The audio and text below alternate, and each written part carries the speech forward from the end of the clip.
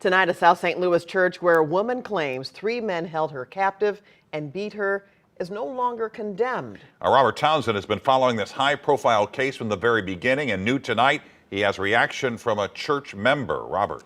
Mike and Kelly, the investigation at Mount of Olives Ministry is far from over, but now that the church is no longer closed, one member tells me the congregation is ready to reopen its doors this Sunday. A week ago, the city condemned Mount of Olives Ministry on Marceau Street. City officials say the church was not being kept up to code, being used for illegal purposes, and was a safety hazard.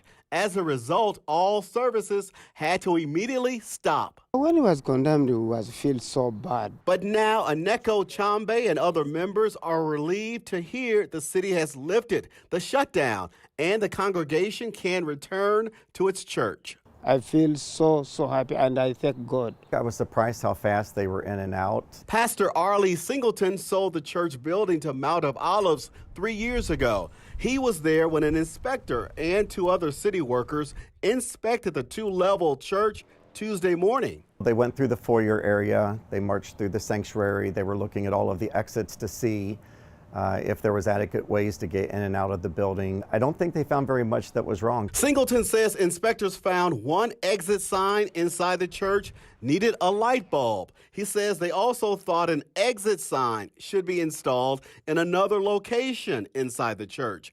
Singleton has been working closely with the church because a majority of its leaders and members are from Central Africa, speak Swahili, and very little English. I also think, why was it an emergency if there's no emergency? And so that's something I'm sure that's going to be difficult for the congregation to wrestle with. Meantime, these 3 men remain in jail, charged with kidnapping and assaulting a woman in a room at the church. I would say it's a combination of a nightmare and a whirlwind. Pastor Singleton says the city will send Mount of Olives Ministry citations regarding those 2 recommendations.